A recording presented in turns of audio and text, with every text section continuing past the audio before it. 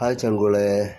അങ്ങനെ നമ്മൾ മൊഴിയിലേക്കുള്ള യാത്രയിലാണ് കേട്ടോ. ചക്കിട്ടപ്പാറ കഴിഞ്ഞു.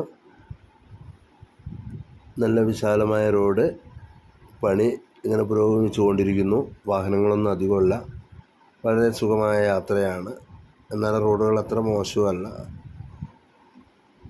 അപ്പോൾ നമുക്ക് പെട്ടെന്ന് തന്നെ പെരുവണ്ണാമൊഴിയിലേക്ക് എത്താൻ പറ്റിയ, നമുക്ക് സമയം ലാഭിക്കാൻ പറ്റിയ ഒരു സ്ഥലം തന്നെയാണ് ഇതുവഴി.